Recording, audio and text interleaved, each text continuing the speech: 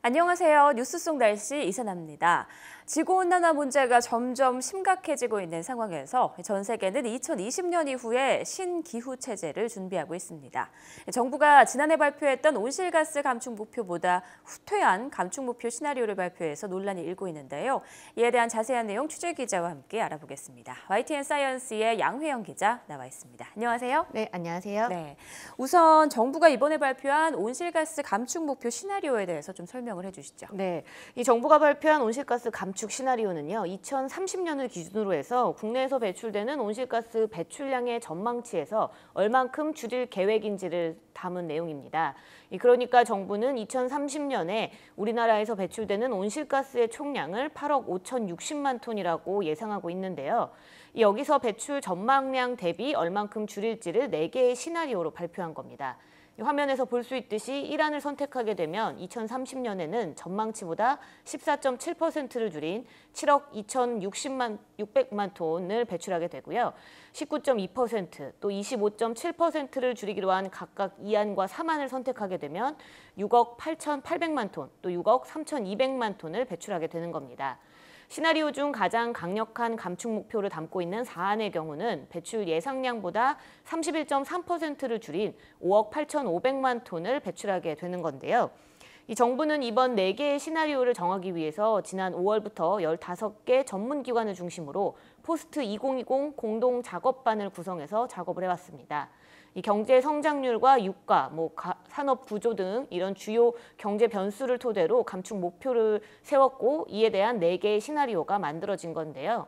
이 4개의 시나리오 중에서 공청회를 통해서 각계의 의견을 수렴을 하고요. 최종 감축 목표를 확정해서 이번 달 안으로 유엔의 온실가스 감축 목표와 기업 방안을 작성해서 제출하게 될 예정입니다. 네, 각 감축 목표 시나리오를 한번 살펴봤는데요. 네. 그렇다면 우리나라는 이 각 시나리오별로 어떻게 온실가스 배출량을 줄이겠다라고 계획을 하고 있는 건가요? 네, 우선 1안의 경우는 가장 좀 적게 줄이겠다라고 세워놓은 거잖아요. 네. 그래서 현재 시행 중인 거나 또는 계획 중인 이 온실가스 감축 정책을 강화하고 또 효과적인 저감 기술을 반영을 하겠다라는 어떻게 보면 좀 조금은 소극적인 방침이 있고요. 19.2%를 줄이는 2안의 경우는 1안의 감축 수단에 더해서 석탄 화력 발전을 줄이고 또 건물과 공장에 새로운 에너지 관리 시스템을 도입하며 자동차 평균 연비 제도를 시행할 계획이라고 밝혔습니다. 이 3안의 경우는 원자력 발전의 비중을 높이고 이산화탄소 포집 저장 기술인 CCS 기술을 상용화시키고 또 이 그린카를 보급하는 등 이 추가적인 대규모 재정 지원이 이루어졌을 때 이 목표 달성이 가능할 것으로 예상하고 있고요. 이 마지막으로 가장 강력한 4안을 선택하게 되면 이 지금보다 원전 비중이 크게 좀 늘어날 것으로 예상이 되고 석탄 소비를 천연가스로 줄이는 등 이 도입이 가능한 모든 감축 수단 이런 것들을 다 도입해야 하는 상황입니다. 네, 4개의 시나리오 중 어떤 걸 선택하더라도 많은 노력이 따라야 할 것 같습니다. 네. 그런데 앞서 이번에 발표된 4개의 시나리오가 이제 잇따른 논란으로 계속 화두가 되고 있다라는 말씀해 주셨는데요. 네. 구체적으로 어떤 이유에선가요? 네, 우리나라가 이 온실가스 감축 목표를 발표한 게 오늘이 처음이 아니고 이번이 처음이 아닙니다.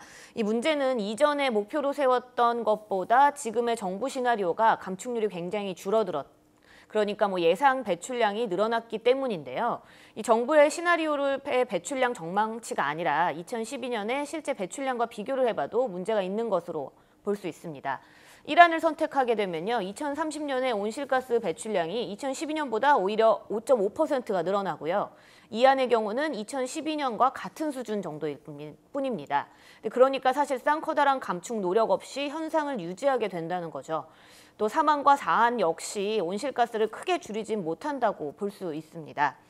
이명박 정부 시절이었죠. 지난 2009년에는 우리나라가 이 국제사회에 2020년까지 배출량 전망치 대비로 30%를 감축하겠다고 공표한 바 있습니다.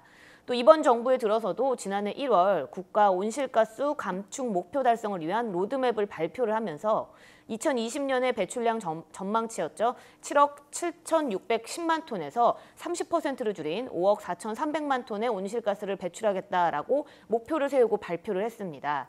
하지만 이번에 발표한 정부 시나리오 중 가장 강력한 4안을 선택하게 되더라도 2030년에 5억 8,500만 톤을 배출하니까 그거보다 더 많은 양을 배출하게 되는 거죠. 이 불과 1년 반 만에 정부가 말을 바꿨고요. 우리나라의 온실가스 감축 정책이 한마디로 후퇴했다고 볼 수 있습니다. 게다가 지난해 이 페루 리마에서 열렸던 기후변화 협약 당사국 총회에서는 기존 감축안보다 후퇴시키는 것을 금지하는 선언문을 채택한 바 있습니다. 그러니까 이번 시나리오가 국제사회의 선언문을 위배하는 상황이고 우리나라는 이 국제적인 신의를 떨어뜨리면서 불명예를 뒤집어 쓸 수 있는 것으로 우려되고 있는 상황입니다. 네, 그러니까 우리나라는 국제사회에서 공언했던 말을 이제 번복할 수밖에 없는 상황에 놓였는데요. 네. 어떻게 이렇게 1년 반 만에 감축 목표를 확 낮춘 건가요? 이 기존의 감축 목표가 너무 좀 가혹했다, 또 과했다라는 의견이 사실 많았습니다. 네. 이명박 정부 시절 때 녹색 성장을 굉장히 강조했기 때문에 세워졌다. 이렇게 나오는 것도 있고요.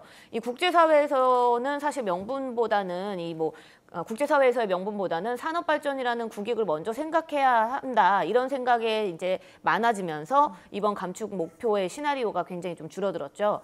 우리나라는 사실 에너지 소비가 많은 이 제조업 기반의 산업 구조이기 때문에 사실 온실가스 증가가 불가피한 상황이기도 합니다. 그래서 때문에 이 현실적인 온실가스 감축 목표가 필요하다는 판단에서 이번 시나리오가 나왔다고 볼 수 있습니다. 네. 자, 그럼 이번 감축 시나리오에 대해서 전문가나 업계 분위기는 어떻습니까? 네, 먼저 이 산업계나 재계 같은 경우에는 최저 감축 목표로 잡아놨던 1안도 지키기 어렵다, 버겁다라고 말하고 있는 입장입니다. 이 전국경제인연합회 등 이 경제단체는 이번 시나리오의 감축 목표가 여전히 실현 가능성이 너무 적고 또 이에 맞춰 정책이 시행되게 되면 우리 기업의 경쟁력이 크게 줄어들 것이라고 공동 성명을 냈는데요.